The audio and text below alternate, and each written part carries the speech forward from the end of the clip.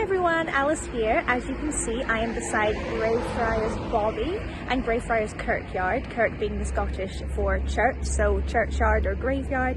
And today we're going to be investigating this very special graveyard with a very magical Harry Potter twist. So let's go.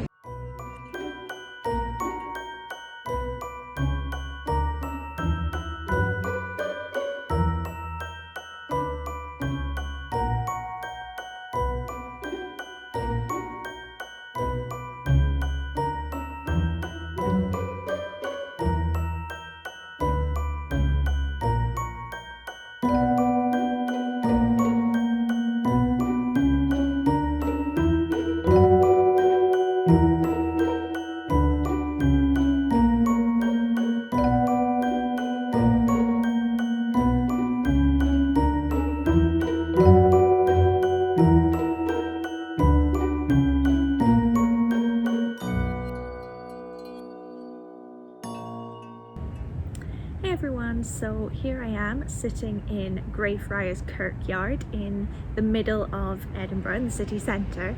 Kirkyard being the Scottish for churchyard or graveyard, so I am sitting in a graveyard at the moment. This Greyfriar's Kirkyard is famous for many different reasons. First of all, there's the legend of Greyfriar's Bobby, which is a dog that when their owner died, they came and sat at their grave in this very churchyard and forever, essentially. They couldn't get the dog to move. It was completely loyal to its owner and to its owner's grave.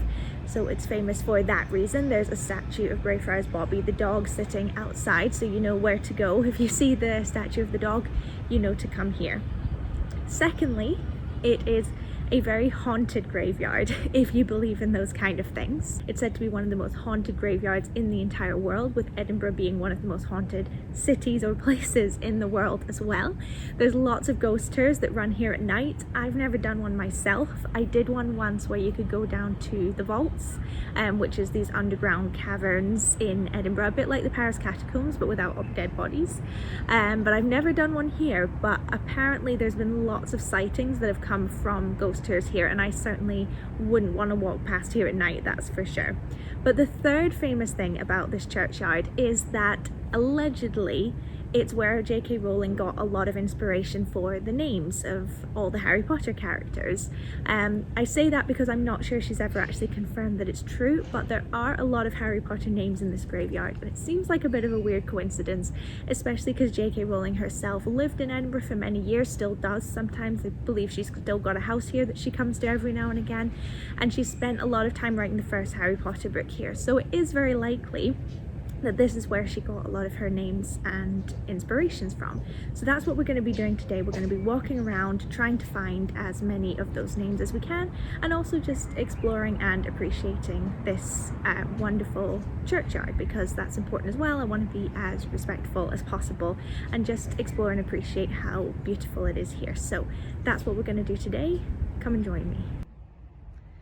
This isn't a Harry Potter related tomb, at least as far as I'm aware, but I mean, how impressive and also incredibly creepy is that? And that's what I'm saying about this place. It's absolutely beautiful during the daytime, but it's certainly creepy at nighttime. You know, I certainly wouldn't recommend walking around here at night, although you certainly can. You don't need to be on a ghost tour. You're welcome to wander whenever you want. But I personally would maybe stick to when it's sunny.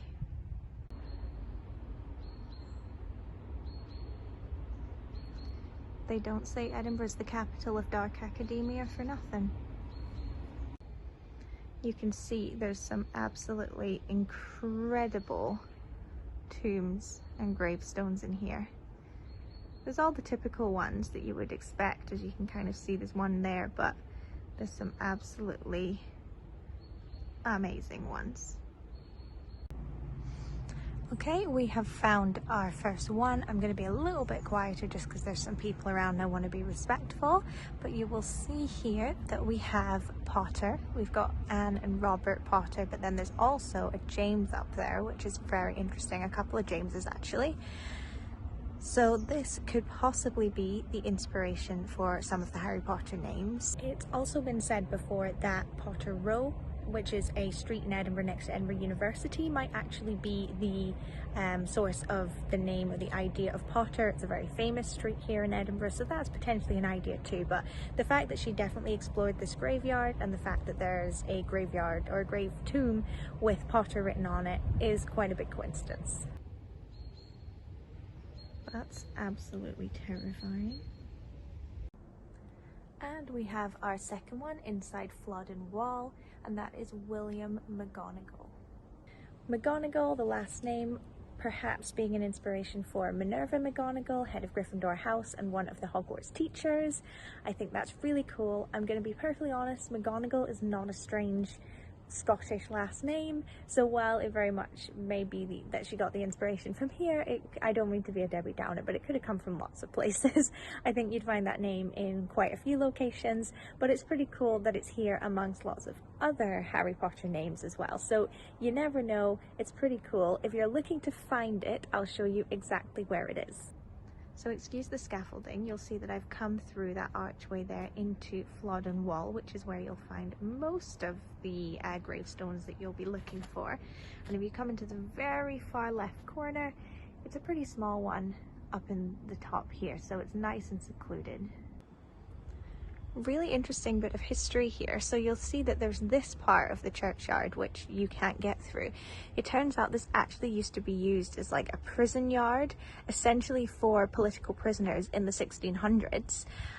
So they were basically starved, you know, they were just left to be here, you know, and rot essentially. And sometimes people who would be more sensitive to their cause would sometimes come and like bring them food just so that they had something to eat. Some people died here, some people weren't, but once the whole thing was kind of over, they were all put on ships at Leith Docks, which is the port in Edinburgh, and were taken over to America to basically start a new life there. The ship actually sunk and most of them drowned, which is just typical Scottish history. It is full of horrible things happening, but the plaque I was reading put drowned in inverted commas, almost as to suggest that maybe it was done on purpose, so that was quite interesting. We are flying through them now. You'll see that we have found another one, and that is Elizabeth Moody. Now that could perhaps be a reference to Mad-Eye Moody, one of the Hogwarts teachers, the Defense Against the Dark Arts teacher in the 4th year, kind of, and he also obviously appeared in the books after that. That one's pretty cool, bit more of an unusual name. I think that's really exciting. Unfortunately at the moment there seems to be some work going on because there's all the scaffolding around it, but that's maybe an easy way to find it if you're coming soon. But the way I found it was just came in through that archway. So the McGonagall one is over in that corner over there, but just come to your right, I guess, when you walk in, and it's right here. One thing you may or may not know is that Edinburgh in the Victorian times, in the 1800s, had a real problem with grave robbing.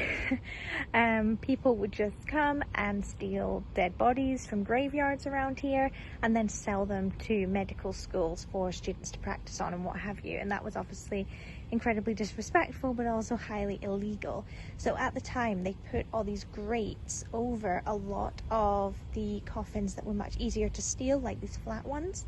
You can see there's one over there as well, just to make it much harder to steal. So if you've heard the story of Burke and Hare, they were two of the most famous grave robbers, but that is why these grates are on a lot of the graves. And we finally reached our last one, and maybe the coolest, and probably the one that was clearly the biggest inspiration, and that is Tom Riddle's grave. So as you can see, it's spelled slightly different. This one is Thomas Riddle. There's quite a few Riddle names on these gravestones, but I think that's pretty cool, and the likelihood of it being an inspiration for her is pretty huge, so that's very exciting to be able to see Tom Riddle's grave, or Thomas Riddle. And that is, again, right in the corner of the wall,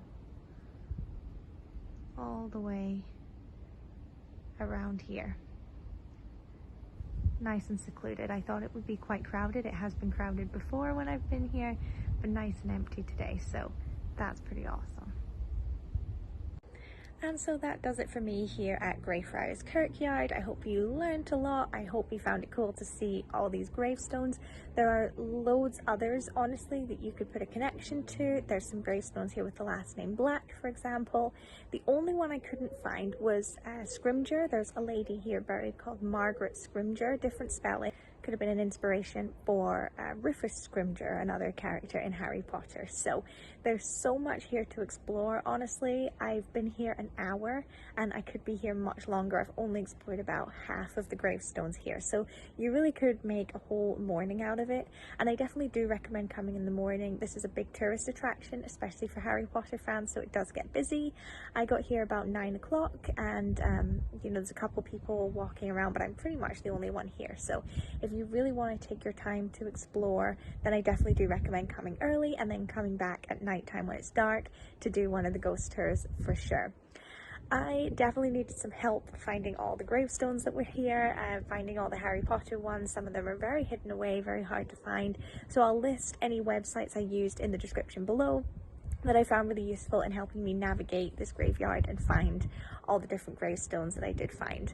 But anyway, I really hope you enjoyed. I hope you found it interesting. If there's anything you want to see on this channel, whether that's a Harry Potter related thing, an Edinburgh related thing, a Scottish related thing, any combination of the three, I'm happy to do it. So feel free to leave a comment below of anything that you'd like to see on this channel, and I'll see you next time. Bye!